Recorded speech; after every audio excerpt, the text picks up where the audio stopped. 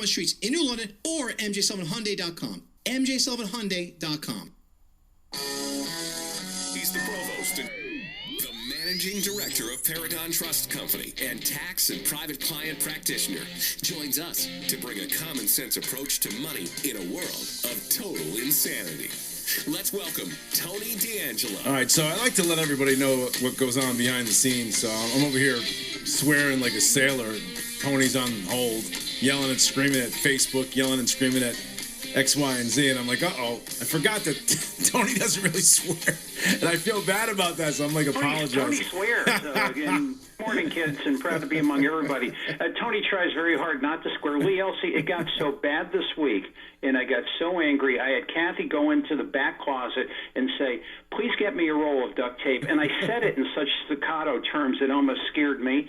She brought out the duct tape. I took out a piece. I put it over my mouth. I mean, it's like, if I can't stop, I'm going to make me stop. So believe me, it's enough to make to shame a sailor. But anyway, good morning. Good morning, sir. How are you?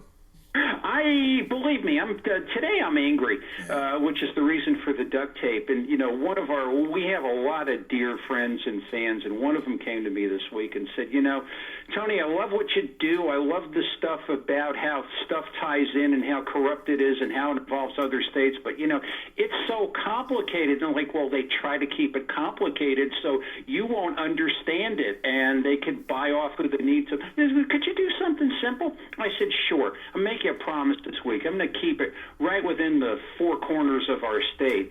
And we had some great conversations of that. So let's talk about some simple beans. Remember Ross Perot? Yes. Ross Perot said, what is an idiot? I love this definition. An idiot who does something twice the same way and expects a different result. Well, this is our state. Real simple stuff happening. While this other stuff is going on and while all this stuff in the legislature is happening, the money pilfering continues. I just took a little trip to the COVID-19 FEMA account and open checkbook. It's there. Anybody can look at it. Lee Elci, we have spent $181 million in that account. Now, COVID-19 FEMA, federal money, $20 million this year, all through the Department of Corrections. Why all through the Department of Corrections? I don't know, but isn't that a question? Isn't COVID supposed to be over? Millions of dollars just going out, like a running faucet, not accountable. Now, when you look at that, we've got 9,000 inmates in the state of Connecticut. We've got $182 million of unabated spending. That comes to like $20,000 per inmate. What is going on here? And the thing is, no one ever says a word. There's never one newspaper article. There's never anything. I hear a lot about, the TCI and the gas tax and the income taxes and all this. Listen, I'm on board with you, but it's like we have wholesale larceny going on here, and nobody says a bleeping word. Your ball, my friend. So $20,000 per inmate going out the door, no way to find out what they've done with that money. Nothing. And the thing is, there's only vague references as to what it all is. Where is this PPE? Who's got it? Who did it? Why isn't there some accountability? I mean, don't a lot of these institutions buy their own PPE? We went like a year and a half ago. We talked about, a unit of PPE is like $50 per person with some parts of that reusable. I mean, it's like, I mean, it's got to be so complicated to the point where you're so confused and nobody asks any questions. And I mean, I spent a couple of hours just sorting through this data. You can look at it. There's a total of like maybe 60 vendors. So it kind of averages about $3 million per vendor, some more, some less. It's like, I mean, with what little financial background I have, when you see something like that, I mean, from being in the bank and stuff, it's like you have like three words that flash in front of what's left of your brain: filth and rot.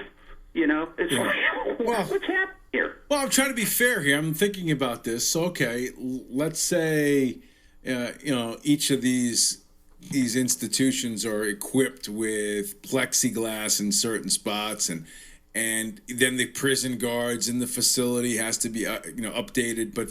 Sure. To the tune of 150 million and that's just in the last calendar year? Is that what you said? This is since it started, so you figure it's about 15, 16 months, probably since the inception of the CARES Act, right, which would have been March, April 2020, coming down to now. So these are the kinds of things. You're right. These are the kinds of things that should infuriate people, but they're the kinds of things that float under the radar, and they need people like you, Tony. And that's why I'm very glad that you're part of the show every week. And you shine a light on this stuff. The shadows. Well, and people come to me. Somebody's saying, kitchen table issues are important. Somebody was saying, I said, yeah, I understand that, but what, grand larceny is it? I mean, it's like, I don't get it. I really don't get it. This is why I have to wear duct tape on my mouth. Anyway, let's talk about D'Angelo's pick hit of the week. All right. Eversource. We have a $31 million proposed fine from PEROT of Eversource because of their storm performance and the Hurricane Isaias. And you know what Eversource's what their revenues are last year? $8.9 billion. So this is a wrist slap.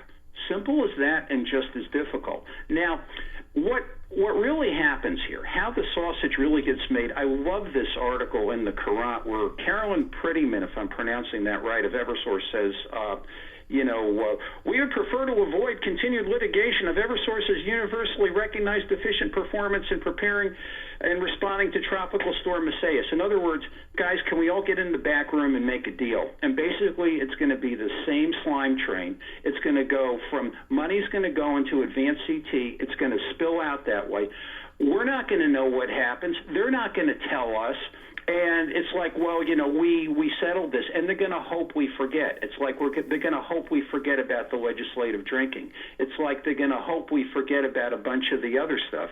And I sit there, Lee Elci, and I say to myself, why is it always so difficult to find out what's happening? And then we don't have a bright line in this state. We have people in government who are working for Eversource and vice versa. I mean, it's like, do you realize in like 15 or 20 states who have had big hurricanes and big issues like New Orleans, the classic example, this stuff is criminal. It's illegal, because it's like, where is the public interest being served? Does it mean it's automatically dirty? I mean, it walks a very fine line, but again, there's no disclosure. And I will only say this to anybody in politics or anybody who wants big business to come here. The first thing they look at is what is the infrastructure? What is the utility system? They see this stuff, man, they're out. They are out. They don't want any part of it. It just amazes me. Well, not only that, you've got a hostile business environment as it is. Exactly. You add those other things into the equation. It's a ghost town here in Connecticut. Well, yeah, and it's like I am tired of watching a wrestling match. I am tired of watching fake struggles. Can we fix these things? Because we will have more of the same. We will continue to, and nothing's really going to change. And it's with you think of everything: self deals, money laundering, conflicts, all these things we've talked about for a year and a half. I had two different people come to me this week, and one person was saying, well, the issue is racism as far as what's really plaguing the state. Somebody else said, no, it's not racism, it's poverty. And I said, you're both wrong. The issue is fatherlessness. The fact that we don't go and stop this really rampant teen pregnancy. What do? We pass baby bonds. And we actually encourage people to, quote unquote, have more, children getting more money with the state. How are we going to fund it? Who knows? Who says a word? And it's like, it absolutely amazes me. Anybody who voted for this bill or anybody who didn't come out and start screaming against it, it's like, y'all need to take high school math. It's disgusting. Do the arithmetic and see what happens in 18 years. And I'll say this actually as the last thing. What is happening now, people are really starting to get upset what's happening in government. Take a look at Baltimore, Maryland. What are they doing in Baltimore, Maryland? Well, a bunch of businesses in Baltimore, Maryland said, we ain't going to pay our taxes anymore. You got to fix this thing. This is terrible. Right. And I mean, I don't encourage that. Two wrongs don't make a right. My 7th grade educated father said, but, you know, there will come a breaking point here. And anything that we've ever talked about, we've been far ahead of the curve on just about anything, be it, you know, critical race theory, be it the zoning and all these things, which are now hot. We were talking about them months ago. Right. Mark my words, coming to a town near you, my friend. Well, I'll tell you, you've touched on a lot of different things. I don't even know what to ask you next. There's so many things floating around in my mind. But we need to do, or we should do another one of our segments focusing in on this money, this seed money that they're going to give kids on Medicare in the future, and what that would do. Because there's got to be a middle group in there that gets screwed, Tony, I would think, right? I mean, yeah, exactly. I mean, if you don't have money coming in from Washington, you're going to look to raise my taxes, right, increase my burdens as a small business person. And, you know, to anybody running for political office, you've got to make this more business friendly. You've got to make the line brighter. You know, it's Republicans need independence to do anything in the state. I don't like to speak politically, but, you know,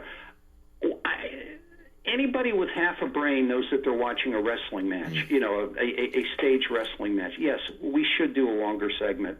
Well, plus you're sort of touching on the fatherless family, the destruction of the nuclear family, the abolishment of the nuclear family. With every single ounce of their being, it feels like that is what they're trying to accomplish. Just for the simple term, I don't know if you saw this, you heard this yesterday. I was talking about how Biden changed the word mother to birthing persons in the budget. I don't know if you saw that. Senator Langford. That was hysterical. But I mean, it just seems like it's another chink in the armor of let's just knock around what really makes a family by eliminating mom. I don't know. Maybe I'm searching for stuff. Well, I think it all speaks to state dominion and control, and if that line doesn't get brighter, it's nothing contains. How could I put it?